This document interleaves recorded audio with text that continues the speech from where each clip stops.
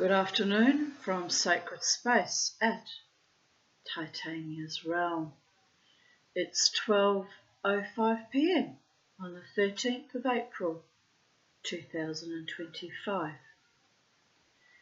So I thought I would continue reading from Greatest Mysteries of the Modern World.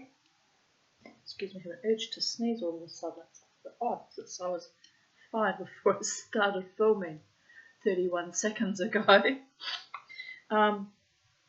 So we will continue with the story of Australian magazine foretold Reagan shooting 3 months ahead, the puzzle of precognition.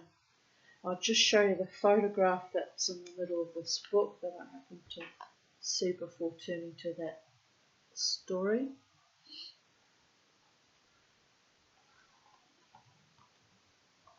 Astonishing prediction. On 30th of March 1981, Secret Service agents leap to President Reagan's defense as an assassin's bullet strikes him down. In an Australian magazine published 12 weeks earlier, a young astrologer had predicted the incident, correctly indicating that the bullet would lodge in the president's lung.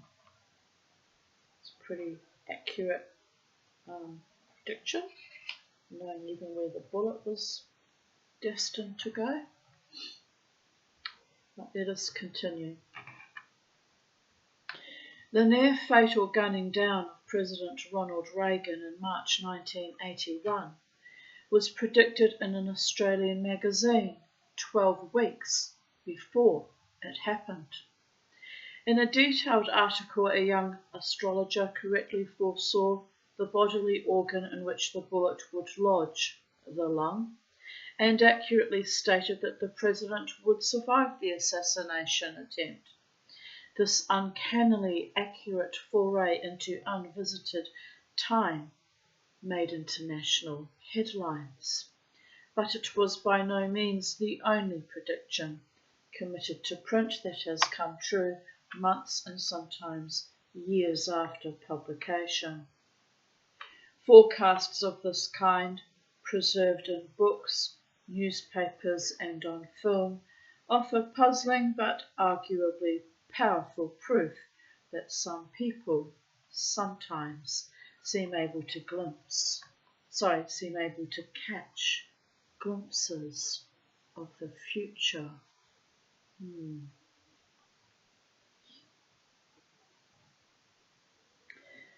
On 7th of January 1981, the Sydney Morning Herald's magazine People published an article headed, "President Reagan will be gunned down, says astrologer." The story began. During a strife-torn term in office, President Reagan may be struck down by a sniper's bullet, but it's likely that he will survive the assassination attempt and, despite serious lung trouble, go on to complete his allotted span in the White House. These predictions were made by Melbourne astrologer Gary Wiseman. Wiseman believes that the Reagan chart contains mixed omens for America and the world. The good news is that Reagan will create a strong, stable image for his nation overseas. The article was quickly forgotten, but 3 months later it became a news story transmitted around the world. On 30th of March 1981, President Reagan gave a speech to the Building and Construction Trades Conference in the Washington Hilton Hotel. As he was returning to his motorcade, a crazed loner, John Hinckley, shot at him and his aides with a .22 caliber handgun.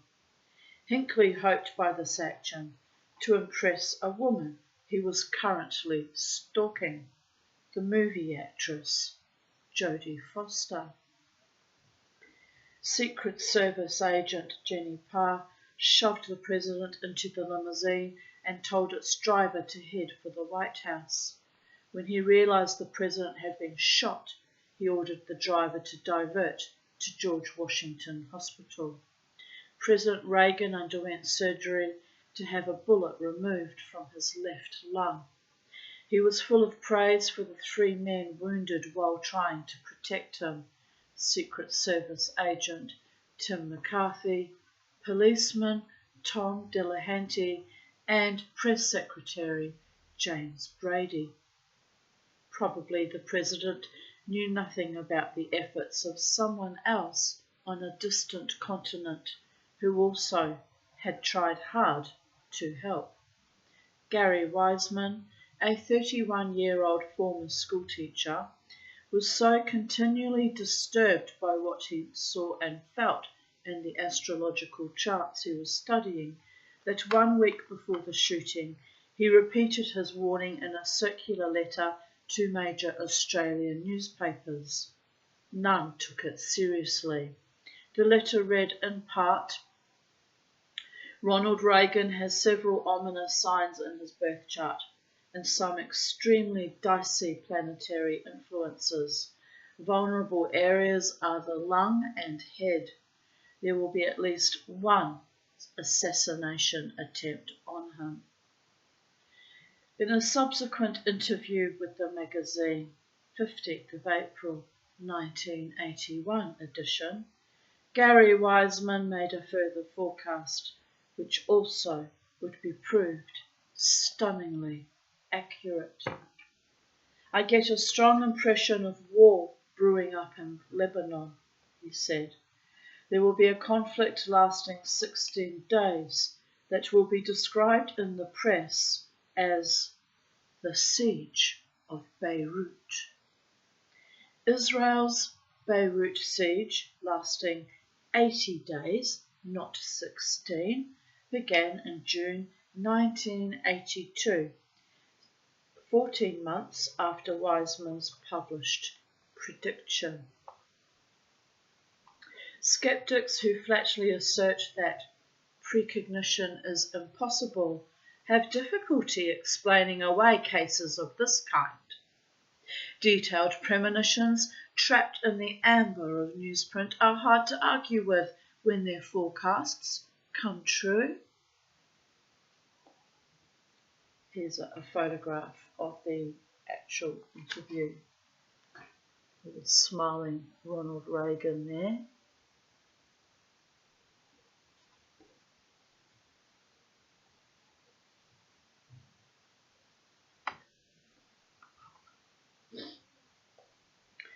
In an interview with Australian magazine People, published 7th of January 1981, astrologer Gary Wiseman predicted blah blah blah. 3 months later, the president was shot. The bullet entered a lung. We've said all that. I'm just start reading the blurb. Should have read it first before I read it out loud. Made a goddamn fool of myself because I kind of abhor constant repetition. Unless you have it absorbed the information, then constant repetition can be handy. Otherwise, it's kind of like nagging. I hate being nagged at. Anyway, there is a history dunk. Gary Wiseman later noted that he had based his Reagan and Beirut statements on more than simple astrology.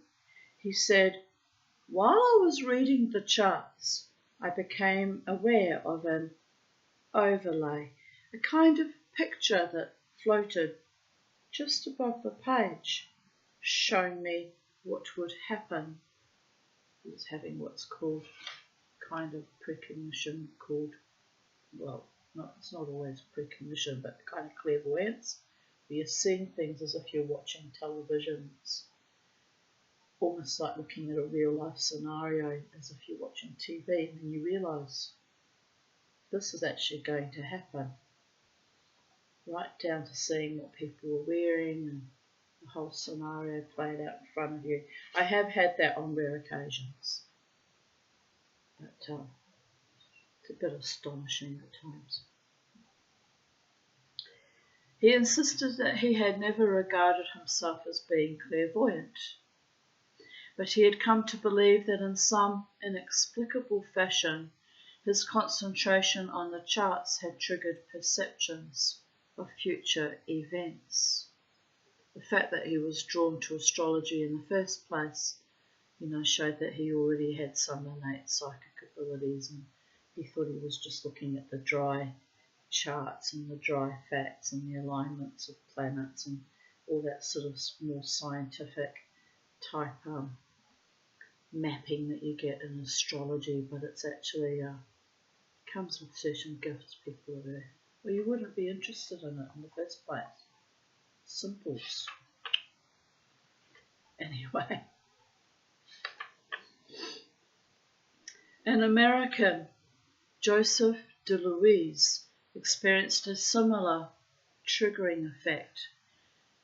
On 29th of December 1967, the self-styled amateur psychic predicted in Chicago's Sun-Times that Edward Kennedy's career would be damaged by a drowning accident. In part, he wrote, "I see tragedy involving water around Ted Kennedy." 18 months later, 25th of June 1969, Mary Jo Kopechne died after Senator Kennedy's car plunged from a bridge at Chappaquiddick. Asked after the event how he had received this information so far in advance, DeLuise said, "It happened while a photographer was taking shots of me. He asked me to look into a prop crystal ball, and I agreed, regarding it as a joke. But when I looked into the glass, I was shaken to see a newspaper headline containing the name Ted Kennedy and the word drowns." This was followed by an image of a young woman with her hair streaming in the water. It left me in no doubt that a woman associated with Senator Kennedy would die in a river or lake. The Sicilian-born Joseph DeLuise had begun his working life as a Chicago hairdresser. Customers began to gossip about the accurate personal predictions he was wont to make while blow-drying and styling. In November 1969, a radio station invited him to go to air with some predictions. In his first appearance, DeLuise warned that a sizable bridge would collapse somewhere in the United States within 3 weeks, causing many deaths. On 15th of December, West Virginia's Silver Bridge gave way at rush hour, killing 93 people. In February 1969, DeLuise warned that a jetliner would crash southwest of Chicago. "I see the number 330, but I'm not sure if that's the time or the flight number," he wrote. On 9th of September, a passenger jet collided with a trainer plane 280 kilometers south of Chicago, killing 89 passengers. The accident happened at 3:30 p.m. Chilling, isn't it? Chilling. The ability to foresee disasters of this kind is not, of course, confined to people who identify themselves as clairvoyants.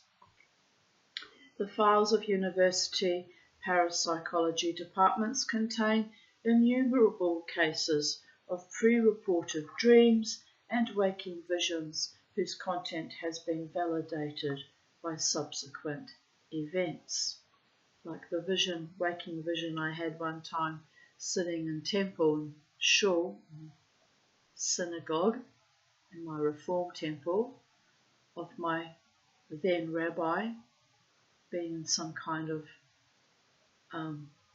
altercation or under some kind of verbal attack at what looked like a very important meeting. When I told him, basically never spoke to me again. He was that afraid of that I have some psychic abilities. And 3 months later it came.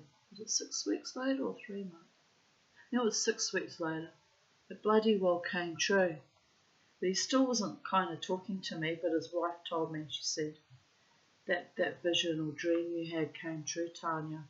And I went, Said it freaked me out just as much as it freaked him out, because I'd never actually seen waking visions, before. I usually dream things, but it's not unusual for me to switch on and off out of ordinary reality while I'm awake, looking at the very person that the vision was actually about. So I did the right thing in warning him, but of course, because he was a skeptic and an unbeliever, he just thought I was crazy and making stuff up. So it was nice to get validation that I wasn't actually crazy, and I had actually in that moment in time seen an event in the future. And it wasn't anything all that cataclysmic, but it was, not very nice what was done to him, by the way. Not nice at all. So in a sense it was emotionally cataclysmic to be under attack by your own fellow peers and rabbis. Anyway, at the end of the day, I have no idea what that was all about really. And since that rabbi and his wife, not all that long after actually, probably about a year or so after, made Aliyah to Israel. The profound mystery lies in how such visions of the future can possibly have occurred. Theorists offer a wealth of possible answers. One popular explanation invokes Einstein, who said that time, like space, is curved. When we experience precognition, we can perhaps be likened to fish in a bowl, seeing reflections from the curving glass in front of our noses. It's a nice way of putting it, isn't it?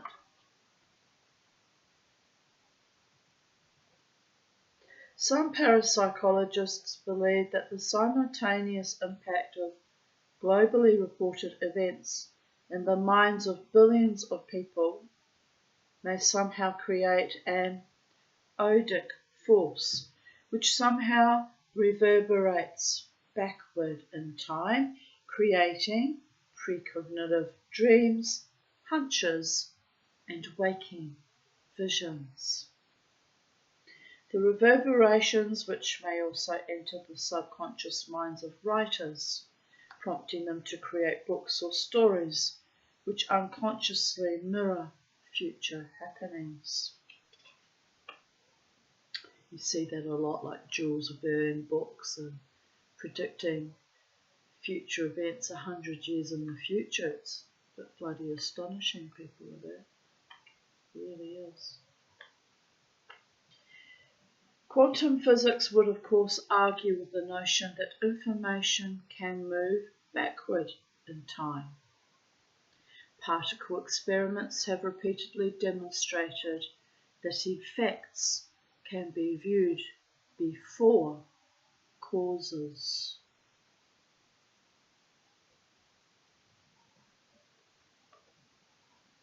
Next to Jules Verne, one of the most consistently prescient writers in the English language was a former merchant seaman, Morgan Robertson, 1861 to 1915. In the year before his death, Robertson published a book, Beyond the Spectrum, which describes a war between the United States and Japan. In the narrative, hostilities break out in December when the Japanese launch a sneak attack on an American naval base in Hawaii. In real life, 27 years after the book appeared, Japanese planes bombed Hawaii's Pearl Harbor, triggering America's entry into World War II. The date of this attack was 7th December 1941. In Robertson's 1914 story, the Americans strike their opponents with sun-powered weapons which kill in a blinding flash, a possible precognitive reference to the atomic bomb.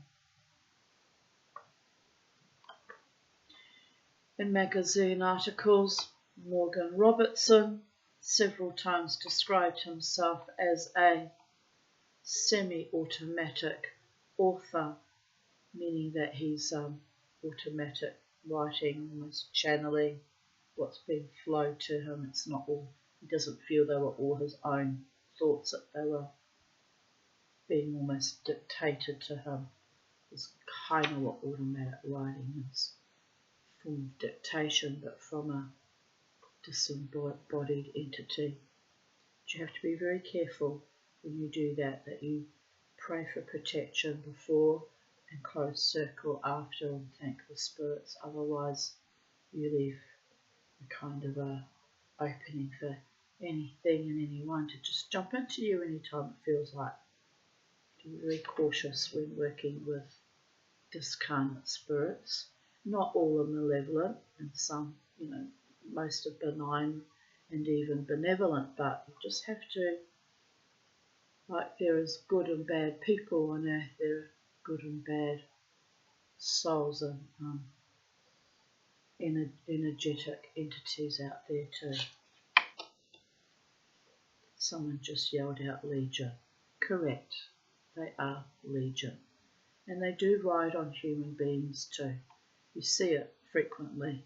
I see it frequently when I'm out. I sometimes get a little bit ridden on, not too badly. I'm usually fairly aware of it, but I've seen a fair bit of it lately and it was a little bit astonishing. But I had my own little bouts of precognition or predictions from psychics many years ago who could see far into the future.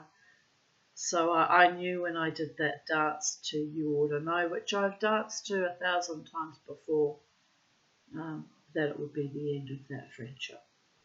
And I found myself doing it anyway, because true friends who genuinely love you and are good for you and have your back stick with you no matter what, no matter who.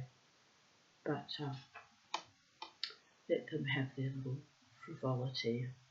Mama T, as always, in every aspect of her being, holds her line.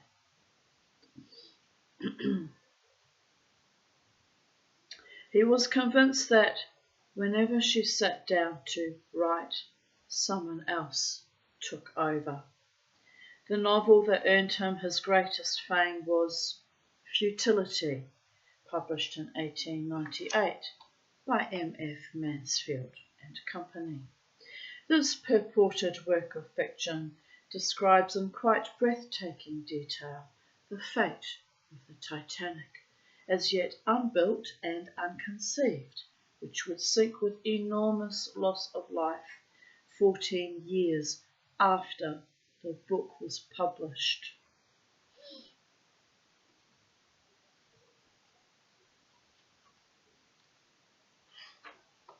Robertson's fictional liner, The Titan, launched 1898, and the real-life Titanic, launched 1912, share similarities which seemingly exceed all credible bounds of coincidence.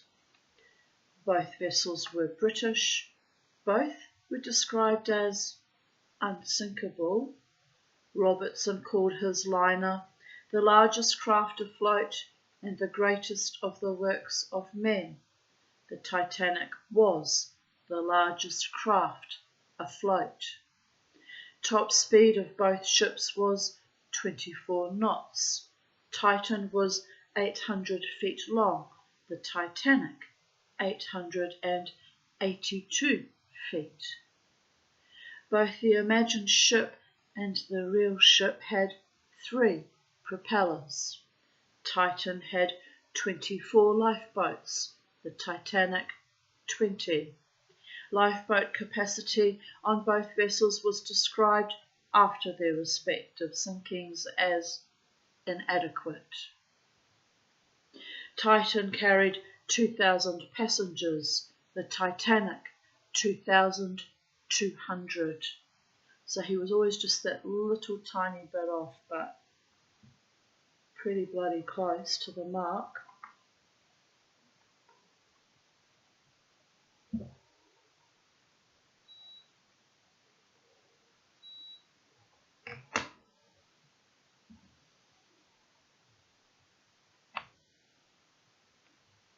Titan sank on a mid-April night after grazing an iceberg in the Atlantic.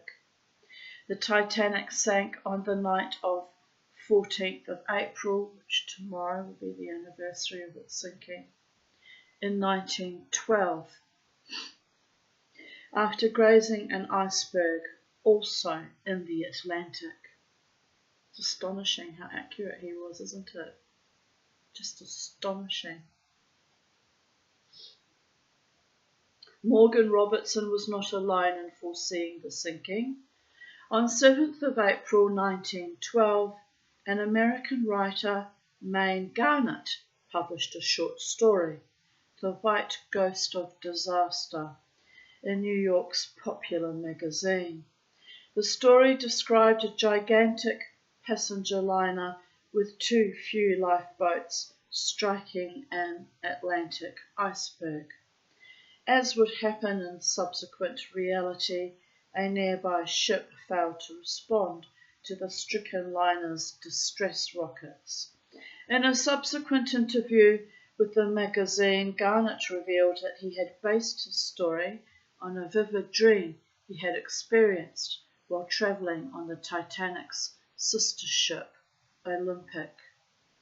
The British author W.T. Stead, who had dreamed for many years that he would die in icy water, produced 2 fictional works that prefigured the Titanic disaster. The first, a short story published in 1886 in the Pall Mall Gazette, centred on a liner which sank in the Atlantic. As would occur with the Titanic 26 years later, there were too few lifeboats and many passengers died. In 1892, Stead revisited his dark obsession in a novel From the Old World to the New, describing an immense liner which struck an Atlantic iceberg and sank. A nearby vessel, the Majestic, rushed too late to the rescue. I always grieve, it's odd. I think, can't be certain, but I think I was one of the people that perished on that ship. I often have this real grief as if I actually experienced it, which is odd, people. I wasn't born till 1965, like many decades later. Just 30, was it? 1912 to 65. Yeah. Decades later. But, or maybe it's just because it's just such a horrific death, freezing in Antarctic fed waters. It's like, yeah, it's just odd. Just odd, the whole thing. That whole thing was odd. I've seen the documentary on it, how it was even claimed that ship was on fire Parts of her were actually on fire from the moment she left the, I can't remember where the birth was. I think it was on Ireland. Anyway, it's an astonishing story when you get down to the nitty-gritty. Google it, people of Earth, the documentary about the Titanic. It's chilling but fascinating. All the things that were done wrong that could have perhaps made a difference because some things come down to destiny. Anyway. Captain of the fictional Majestic was E.J. Smith. 2 days later, a real-life E.J. Smith became captain of the Titanic. I mean, how accurate, even having the initials of his name right. Chilling. In March 1912, President William Taft invited Stead to speak at an international peace conference, sending him a free ticket aboard the Titanic.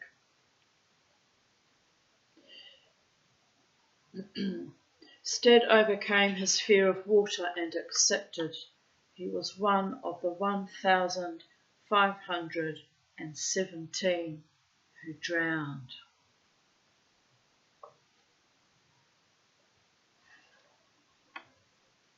Robert Jahn, Dean of Princeton University School of Engineering and Applied Science, was so intrigued by premonitions and what they might reveal about the nature of consciousness that in 1979 he founded a scientific organisation to study them.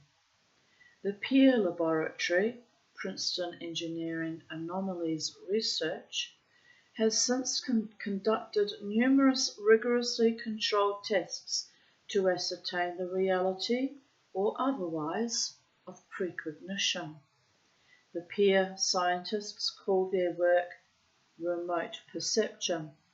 Experiments involving prediction of target sites before they were thrown up by random number generators have shown probabilities against chance ranging from 1 million to 1 through to 1 trillion to 1. Think about that, those odds of getting those future events almost completely right.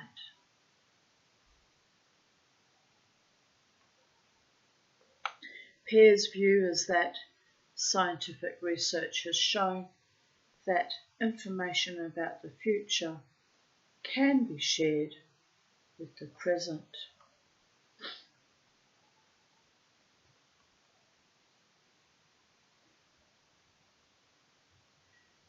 On 11th of September 2001, random number generators positioned around the planet began to feed extraordinary waves of data into a Princeton University server. The machines, supposedly driven only by chance, drove the graph to an unprecedented peak of 700. Had these robots somehow registered the horror felt by millions at the World Trade Center's destruction? Graph courtesy of peer Princeton Engineering Anomalies Research. That is true. That actually happened.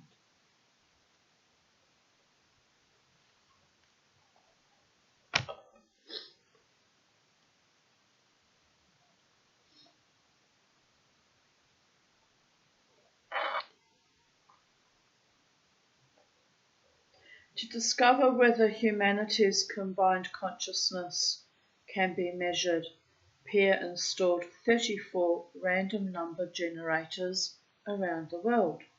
The group wanted to see whether data from these machines, which they call eggs or EGGs, could be affected in any way by the reactions of the human race to major global events. In September 2001, the researchers received a profoundly significant answer. On 9/11, the eggs, reportedly robotic and driven only by chance, suddenly began to feed an extraordinary stream of data into the dedicated server in Princeton, New Jersey. The graph, as the above figure demonstrates, rose to an unprecedented peak on that terrible day in world history. Normally the graph registered between 0 and 100, but it leapt to 700 on the day terrorists struck America.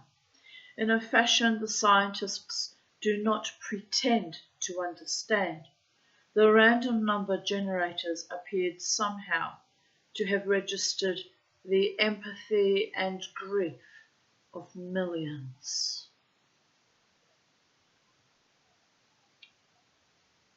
It's a real anomaly people are doing. One way to think of these startling correlations, wrote coordinator Roger Nelson, is to accept the possibility that the instruments have captured the reactions of a global consciousness beginning to form. The network was built to do just that, to see whether we could gather evidence of a communal shared mind in which we are participants, even if we don't know it.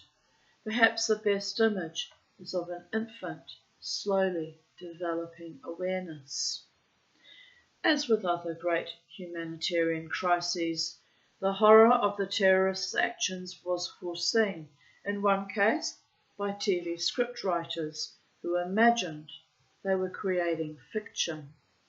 A scene in the series pilot of The Lone Gunman, televised early 2001, depicts a hijacked jetliner flying toward New York.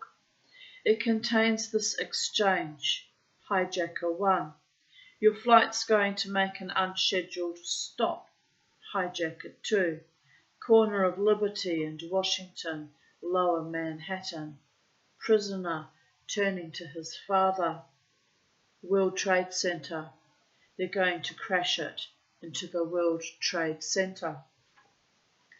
The tragedy of 9/11 has been signalled in words, paintings and on videotape long before the atrocities occurred. In June 2001, a 30-year-old Lancashire psychic appeared on the BBC's Kilroy programme to describe a distressing nightmare she had had about an attack on America. Valerie Clark told host Robert Kilroy Silk, I had this dream a while ago and I thought it was a bombing at the World Trade Center. In my dream, I was at the World Trade Center, wandering the streets. I was in some sort of barricade when the building blew up. At the same time, this plane went down behind it. In my dream, I wasn't sure if the plane had gone into the building. Following the terrorist attacks, the BBC interviewed the young mother again. She said, that dream haunted me for a long time. When I finally saw the destruction of the Twin Towers on television, it gave me a sick feeling in my stomach, but it wasn't a shock. I'd been expecting it.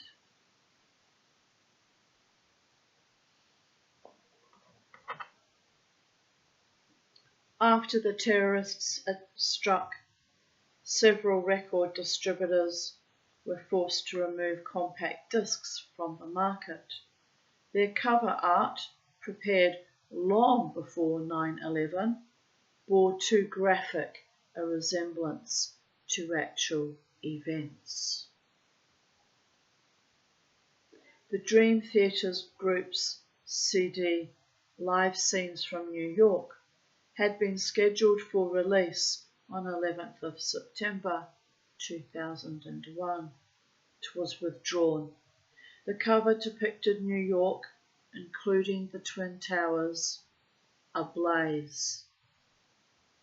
Mike Portney, the band's leader, said, "I can only say it's a horrible coincidence that we obviously could never have foreseen.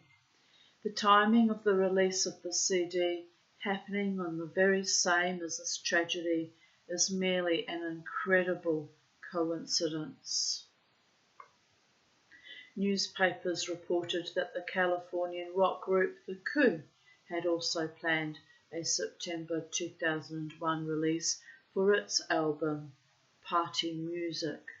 The cover, printed the previous June, pictured the musicians in the foreground with a blazing trade center, smoke billowing into the blue sky behind them.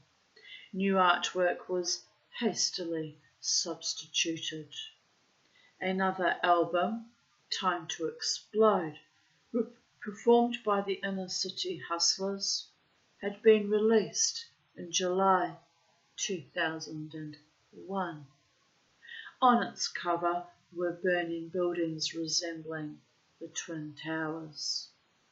Also removed from public view was a downloadable video game, Trade Center Defender, in which the player was invited to shoot down jets which hijackers were trying to crash into the Twin Towers. If the player failed, the towers collapsed in flames.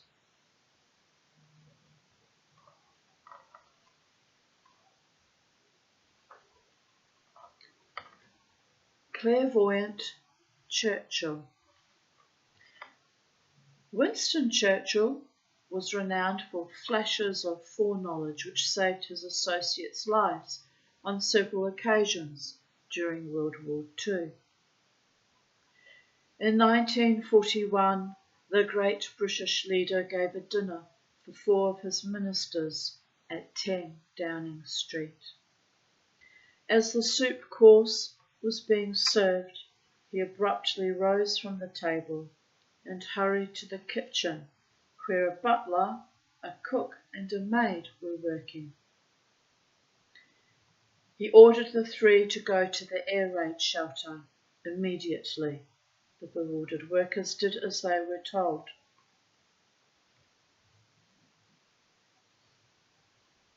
Soon after Churchill had resumed his seat, an air raid warning sounded. The first bomb exploded at the rear of 10 Downing Street, demolishing the kitchen. When the all clear sounded, the kitchen staff thanked Churchill for saving their lives. Reportedly, the butler asked, "But how did you know the bomb would fall on the kitchen, sir?" "Just an instinct," Churchill replied. Later that year, after inspecting a gun crew in action, the Prime Minister returned to his staff car. The driver opened the door on the side where Churchill customarily sat, and was surprised when he swept past and opened the door on the other side. Minutes later, as the car sped through the darkened streets of blitzed London, a massive blast from an unexploded bomb shattered the window beside Churchill's usual seat, tearing a hole in the fabric. If he had been sitting in his customary place, he would undoubtedly have been killed, opening the way for Britain's powerful appeasement lobby to make peace with Hitler.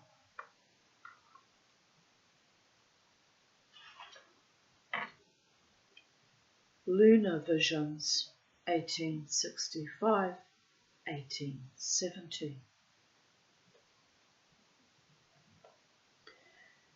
When the French company J. Hetzel published Jules Verne's novels From the Earth to the Moon and Around the Moon, few readers regarded them as anything more than entertainments, albeit inspirational ones. Not until 100 years after the second book's publication did observers realise that these yellowing, dusty volumes had held an extraordinary mirror to future events. Here's a picture of how Jules Verne conceived the rocket to look like.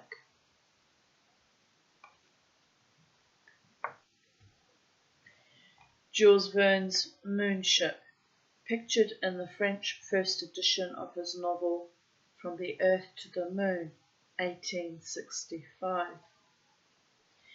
The book contains numerous uncanny glimpses of the future, including the surnames of Verne's lunar voyages, which pre-echo the names of NASA astronauts aboard Apollos 11 and 8.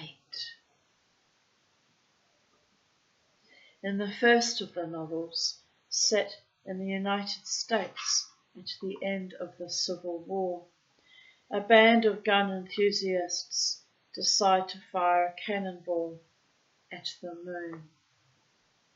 Michel Ardan, the most darling member of the group, has a better idea. He proposes that they design a vehicle in which men, himself included, will travel through space. And here the uncanny confluence between Verne's text and subsequent reality begins. In the novels and in real life, the United States was the first nation to send men to the moon, allegedly, because there's conspiracy theories around that too, but I tend to think it really did go to the moon. To test their prototype ship, Verne's would-be space voyagers launch it with a cat and squirrel aboard, retrieving it from the ocean when the flight is over. 1 century later, NASA's experimenters launched monkeys into space, also recovering their capsule from the sea. Imagine how frightened those poor little monkeys would have been, though. It's just awful, isn't it? Verne's frock-coated enthusiasts considered 12 possible launch sites, finally choosing Florida over Texas. Their site was close to what would become the Kennedy Space Center. NASA's moon team weighed up 7 sites, then, like their fictional predecessors, rejected Texas for Florida. The Verne craft's shape and size closely resembled that of Apollo 11. Like Apollo's 8 and 11, it was built from aluminium. Verne's ship used retro rockets, as did the Apollo spacecraft. Verne's ship was launched in December and was recovered from the ocean by a US Navy vessel. Apollo 8 was launched in December 100 years later and was retrieved from the sea by a US Navy ship. The cannon used to launch the Verne capsule was named Columbiad. Apollo 11's command module was Columbia. Both the fictional and the real spacecraft were manned by 3 astronauts, and the name confluences continue. Verne's voyagers were Ardan, Barbicane, and Nickel. Apollo 8's crew were Anders, Borman and Lovell. Apollo 11's crew comprised Aldrin, Armstrong and Collins, with one letter substituted and one added.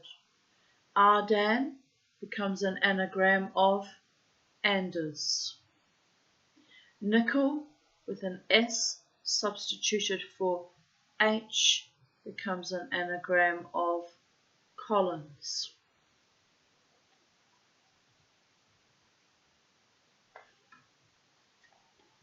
Here's another picture from Jules Verne's book.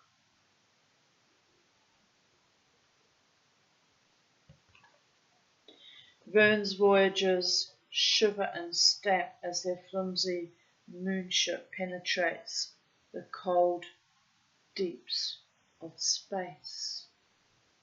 Illustration from the 1972 English edition of From the Earth to the Moon. Verne's fictional astronomers set up a telescope to watch the moon journey unfold. NASA used a telescope at Johnson Space Center to track its astronauts. When an explosion rocked Apollo 13, 200 miles from Earth, the Johnson telescope registered the near disaster. Apollo 13's escape velocity was 24,000 miles per hour. Jules Verne's ship escaped Earth's gravity at 25,000 miles per hour. Verne's craft reached the moon in 97 hours and 13 minutes. Apollo took 97 hours, 39 minutes. Verne's pipe-smoking, champagne-quaffing lunar travellers followed a flight plan prepared in Cambridge, England. NASA's astronauts flew to a plan prepared in Cambridge, USA. Both the fictional and real-life spaceships carried compressed food. Verne's ship lost oxygen, froze up, and was unable to land. After an explosion, Apollo 13 also leaked oxygen, prompting Mission Control to call the landing off. Both Verne's and NASA's travellers used a slingshot technique to fling themselves back to Earth.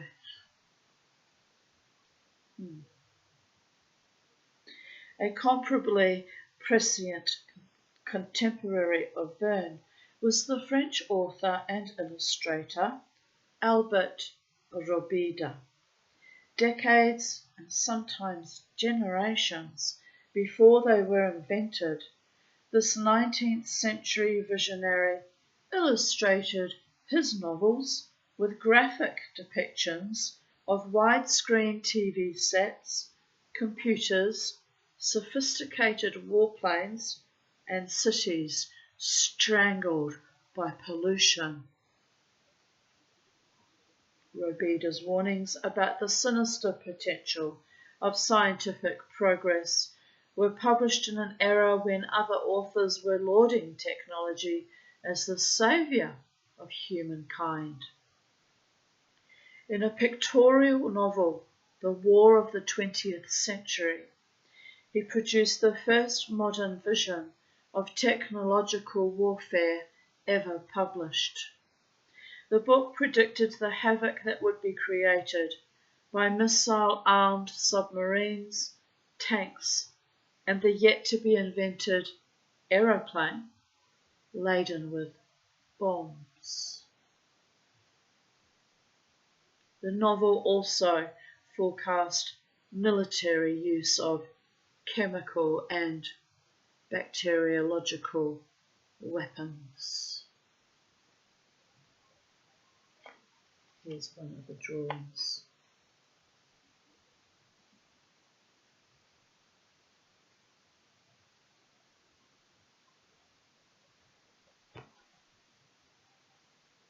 The telephonoscope, 1869, a prediction of widescreen cable TV by prescient French author-illustrator Albert Robida, a contemporary of Verne. Astonishing, isn't it? Just astonishing. Robida also predicted, alone among his contemporaries, that industry in the 20th century would chemically pollute earth, water, and crops. Which grinds my gears. The DuPont Company, case in point, threatening the survival of life on Earth. And 3M, I think they are the DuPont Company. Anyway, utterly terrifying what has been done to our species on multifarious levels, to the point it's almost impossible for real humans to sustain relationships with each other because we've all been poisoned, systematically poisoned, long before COVID came along, by the way. Utterly hopeless, people of Earth.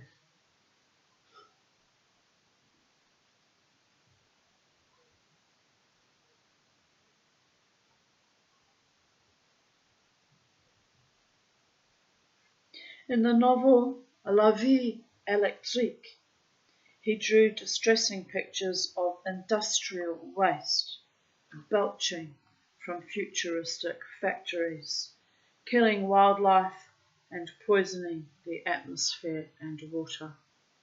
A character complains, "Our air is dirty and rank, our rivers carry purees of the most deadly bacilli, our streams swarm with pathogenic ferments." Readers enjoyed these action-crammed books, but took none of their gloomy prognostication seriously. Clearly, they might have tried to do something to prevent it. But people were lazy and apathetic and piss-weak, by the way. Robida fell into obscurity.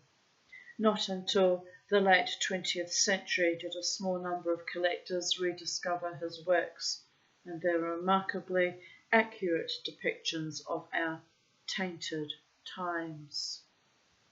Precognition is difficult to prove, but when a correct and detailed forecast, conscious or otherwise, appears in print, the task can become a little easier. In November 1936, the astrological magazine Oblow's Almanac published these words: "Trouble occurs with an airship. Measures must be taken to avoid crash by lake with loss of life up to 40 souls." On 6th of May 1937, the airship Hindenburg exploded into flames, killing 33 people. It crashed on Lakehurst, New Jersey. Herbert Greenhouse's book Premonitions was published in New York in 1971. One chapter, purporting to be a history of the future, says, Russia and the US send a fleet of ships to Mars in 1989. Phobos, the Martian satellite, has disappeared, much to the bewilderment of astronomers. This was a prophecy made through a fog, as not every element was true. Nevertheless, the book had accurately identified the year 1989, in which the Russian space probe Phobos would vanish in mysterious circumstances above Mars. Close enough, I think. I mean the name and the vanishing. He thought it was a satellite, but no, it was a space probe. But there you go. Bing, bam, boom, babies. Right, how much more have we got to read? Because I have, only a few more pages, okay. Because I have West End drumming this afternoon. I nearly forgot about it. Something was saying to me just as I began this video, West End, West End. I'm like, oh, should I go for a coffee to West End? Completely eviscerated from my mind that there was drumming today. And because they kept repeating West End, I thought, must check when drumming's on. And it's today. So you see how I'm called into service and I'm required to present myself. The Spirit's even reminding me from time to time where it is that I have to show up. It's quite comical. Quite comical. Anyway, driven by dreams to desert a ghost ship. A recurring dream in which a gaunt figure whispered warnings of disaster prompted a passenger to quit the Australian liner Waratah several days before she disappeared. The man who deserted the doomed ship was an engineer, George Sawyer, who, with 211 other London-bound voyagers, boarded the luxurious Blue Anchor vessel in Sydney in June 1909. An experienced traveller who had gone on 16 major voyages. Actually quite hungry and yet I'm refluxing. It's odd, isn't it? Who had gone on 16 major voyages, Sawyer sailed aboard Waratah to Melbourne and Adelaide and across the Indian Ocean to Durban. But there he went to the Blue Anchor Line's office and demanded to be transferred to another ship. As the office manager subsequently confirmed, Sawyer was initially unwilling to give a reason for his request, but when company officials accused him of creating unnecessary inconvenience, the embarrassed engineer admitted that he had based his decision on a series of dreams. Since the Waratah left Australia, he said, his dream had been disturbed by visions of what seemed to be the corpse of a man, exhorting him to get off the ship or die. It's a bit intense, isn't it, people of Earth? He had not previously given much thought to omens, he said, but the nightmares had been so frightening that nothing could persuade him to return to the Waratah.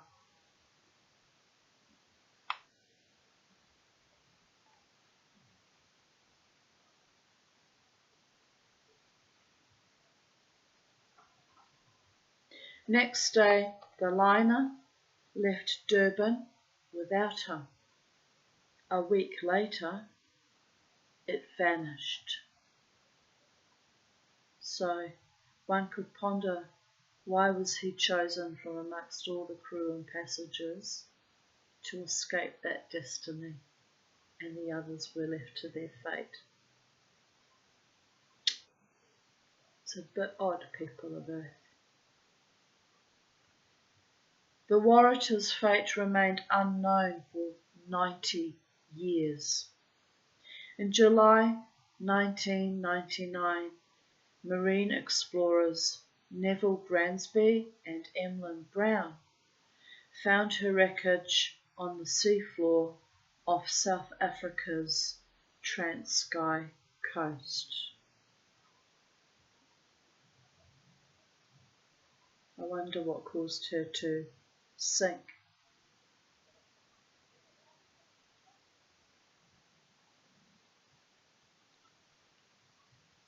The Aberfan Premonitions. Constance Milden, 47, was working in her kitchen in Plymouth, England, when she was suddenly shocked by what she would later describe as a terrible waking dream. Her eyes were wide open, but all she could see was a vision of horror, an avalanche of coal hurtling down a steep slope.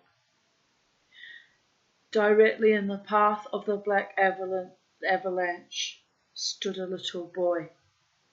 He was transfixed, seemingly unable to move, and Constance Milden was sure he would die. Beside the boy stood a young man in a peaked cap. Constance was so shaken by this strange daydream that she related it that night to the members of her church circle. The nightmare meant little to her fellow Congregationists, but the following morning it made sinister sense. At 9:15, a massive deposit of coal waste slid down a mountainside overlooking the Welsh mining village of Aberfan. It killed 144 people, among them 128 children. Most were buried alive. Utterly horrific what happened to those souls. When Constance Milden saw the disaster on TV news, she recognised the little boy who had survived. He was talking to a young man in a peaked cap, one of the rescuers. Gives you chills, doesn't it? Just amazing. This precognitive vision and press reports of other fore glimpses of the avalanche prompted a group of Oxford University researchers to advertise for anyone who also had received intimations of the tragedy. Dr. J.C. Barker, consultant psychiatrist at Shelton Hospital, Shrewsbury, issued a similar appeal. More than 400 people replied. Some claimed to have heard voices warning about Aberfan. Others described dreams, days or weeks before the coal slide, in which they watched desperate parents, drenched by pouring rain, digging desperately into the slurry with their bare hands.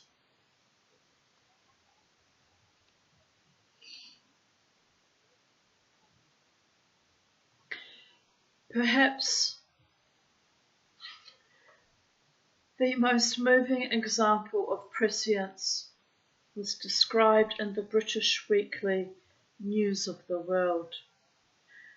Reverend Glanant Jones told the newspaper that a local child, 10-year-old Errol Jones, no relation, had dreamed of her own death in the coal slide 2 weeks beforehand. She was a dependable child, not over-imaginative, the clergyman said. sorry, I'm having flashbacks of my bird's death, and I may be being gifted two birds, and one of them's called Bo. And when I told Jared, he said to me, "That's interesting," because my dog was called Beauregard, and I called him Bo for short, or sometimes Bobo, but very often we called him Bo because he was kind of my Bo. Yeah, since I don't have a human partner. My dog loved me and was a wonderful friend to me. And Jared said, "That's interesting," because for months before Charlie's death, she kept saying over and over again, "Bo, Bo." And I actually found it quite chilling because I thought she was talking about our dog Beauregard, who was, you know, she spent many years with Bobo living with me, 8 years living with me with Beauregard, and I got him in 2015 and she came into my life in 2017, so they were Birdie and Doggy, brother and sister. So I thought she was calling out for Bo, my Bo.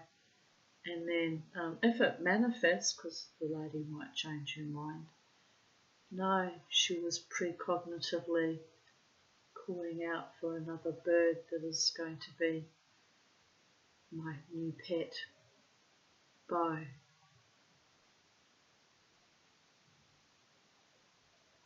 And the fact that Charlie was precognitively announcing that name is quite chilling too, in a way.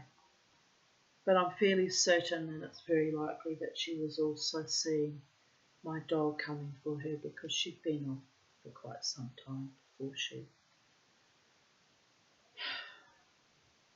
formed an egg in her little body that she could not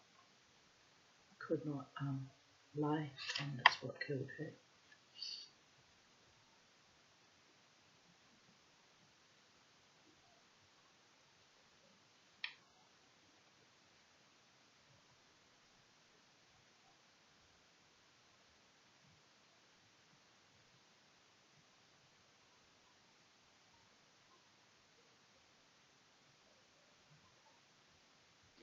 Let me just read that paragraph again, because I'm flowered, I'm lost, I've drifted off somewhere. So come back to YouTube, Tanya Aarons. Well, there's been a lot of horror in my life in the past couple of years. A lot of grief and a lot of horror, and so I disassociate and drift off from time to time. Perhaps the most moving example of prescience was described in the British Weekly News of the World.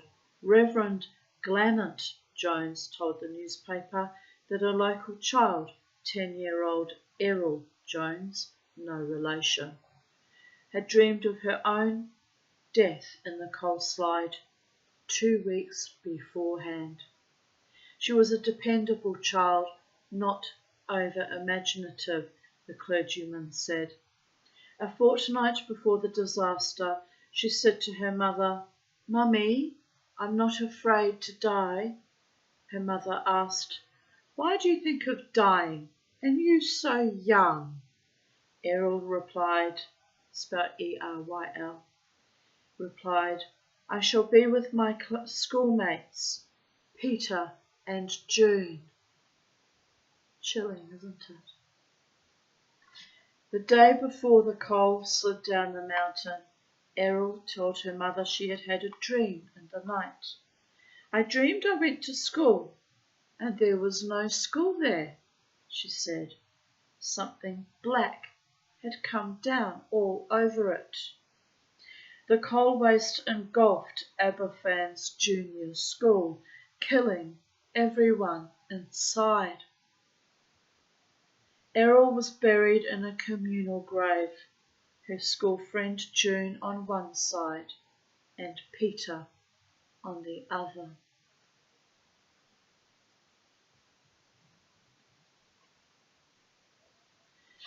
Dr. Barker was so overwhelmed by the number of testimonies he received that he established the British Premonition Bureau, to which people could write describing dreams or waking visions that seemed to presage future disasters.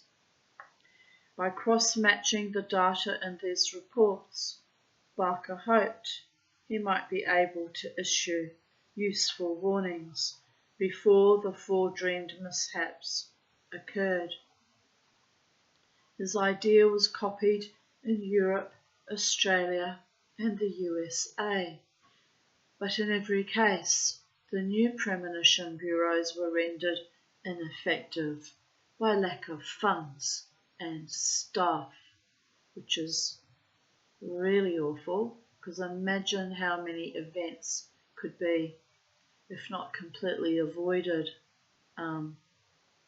ameliorated by foreknowledge from someone visioning what's about to happen and perhaps preventing greater loss of life. But you can't do anything about dickhead governments, can you? And their proclivities to genocide. And by the way, Her Majesty Queen Elizabeth refused to go to Aberfan, which was a great disgrace, by the way.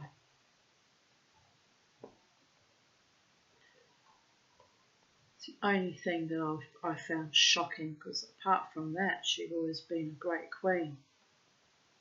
So,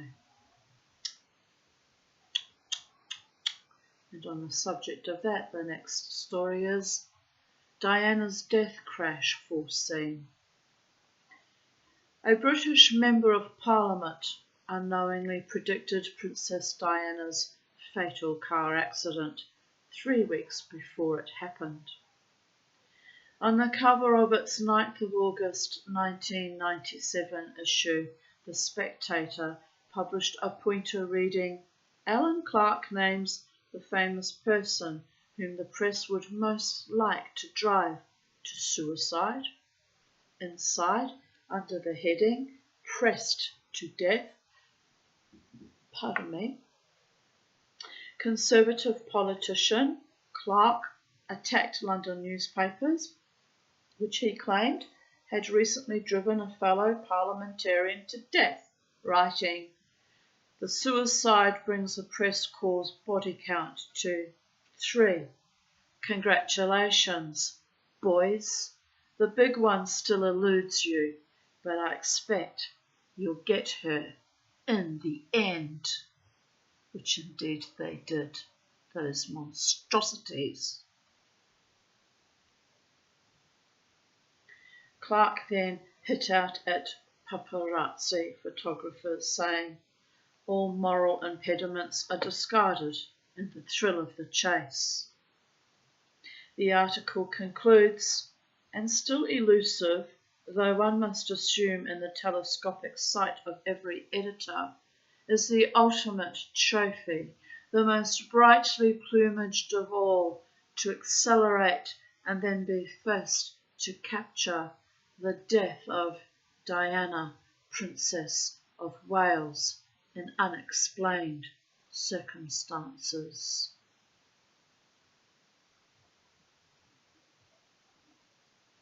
Alan Clark's use of the words accelerate and thrill of the chase seemed unconsciously to forecast what would occur in Paris on 31st of August. The security guard driving the Mercedes 600 with Diana and Dodi Fayed in the back accelerated to shake off 7 photographers chasing them on motorbikes. The Mercedes crashed into a concrete post inside a tunnel beside the Seine. Also significant in a premonitory sense were the words, "Capture the sudden death of Diana in unexplained circumstances." At the crash scene, a photographer took pictures of the wrecked Mercedes. Outraged bystanders attacked him, and despite official attempts at rationalisation, the cause of Diana's death remains unexplained.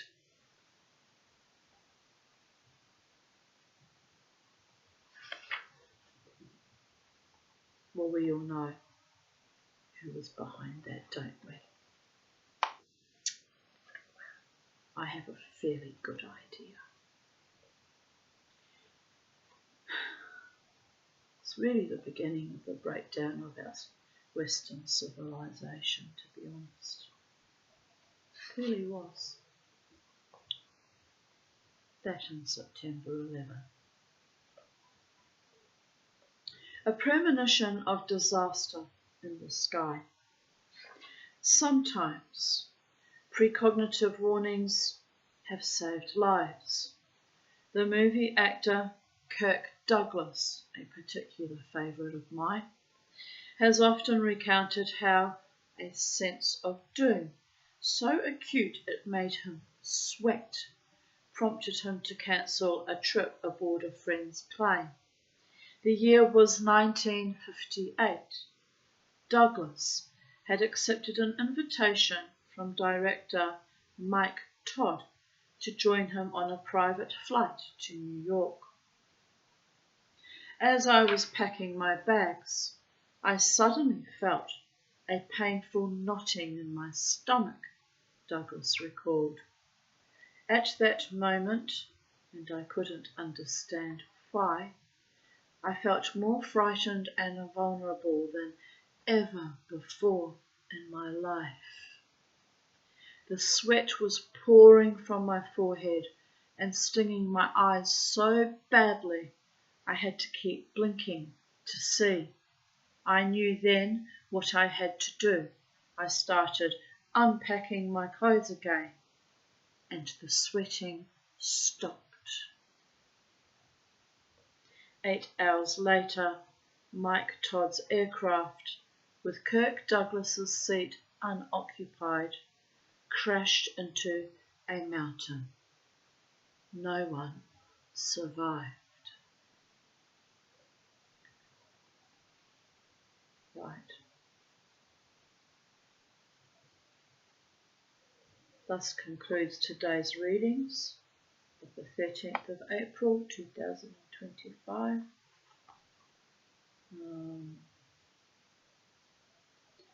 The next chapter is about Jack the Ripper. Just a slightly longer chapter, so that's going to be rather chilling and triggering and what have you. We can put this book. So anyway, I bid you good afternoon. Have a wonderful day wherever you are in the space-time continuum. Remember to love the ones you love with honour and integrity and morality and decency and kindness and sweetness and genuine affection, and to slough off the rest, people of Earth, because life is short and you don't want to waste time with false people. Just saying. And I'm going to go, to drumming in a couple of hours' time, so that should be enjoyable. And it's a lovely sunny day, but lots of clouds, so we may get rain. Hopefully not this afternoon when I go to drumming, because that would be a bit of a bummer. And the ground's going to be quite wet because we had a lot of rain the last few days. So, but anyway, I was reminded this morning to turn up, because sometimes I completely forget. And I met some lovely people at the last drumming. Some lovely women came along and joined in. They were delightful, and they asked me if I was going to the next drumming. I assured them that I'm usually there, so I better turn up, even if they don't turn up. I better turn up, because integrity is everything, and it's important to be true to your word. And sometimes there's only a few people there, my friend Belinda and her husband Bill, who run it and bring all the equipment. And sometimes we get surprised by, few more people coming along, and the more the merrier. So I'm looking forward to it. Hopefully there'll be a slightly larger group like we had last month, which was delightful. So anyway, blessed be from sacred space at Titania's realm, and wherever you are on planet Earth or in the space-time continuum, in the time loop streaming, moving back and forth in time and space and 3D reality with your feet planted quite solidly on planet Earth. Have a beautiful day wherever you are, and don't forget to honour the dreaming, your psychedelic dreaming. Without psychedelics, people, unless you're into that sort of thing for your own healing of your own trauma issues. I get it. I do mine quite naturally. But I haven't had any precognitive hints lately, although I guess in my writings in recent months I was already intuiting the end of that friendship, so that was a bit of a fucking ontological shock, because I was deeply in love with that man actually. I know, silly old chook. It is what it is. But all his friends knew, and so I think that was what was the most hurtful, was that no one actually point blank warned me that he'd found someone else. So there you go, people. Anyway, bye for now. I'm okay, soldiering on, and the right man will come into my life at the appointed time, chosen by the gods. Hopefully won't be a trickster spirit this time, and be heartfelt and sincere and honouring and kind and noble and all the things I thought that man was, but actually show up, keep up, stay up, and be in my life authentically and a bit courageously, because I am a bit of a crazy motherfucker, let's be real here. Not damagingly crazy, but I'm a bit odd. So, you know, I need to find someone as gifted and talented and psychically attuned as I am, and perhaps even more so, who can, yes, be a wonderful partner to me in life. Anyway, bye for now. Goddess bless. Take good care. Be of good cheer. And remember, as always, my motto: never ever let the bastards grind you down. And my new favourite little motto, which is a little private in-joke: have we reached catharsis yet?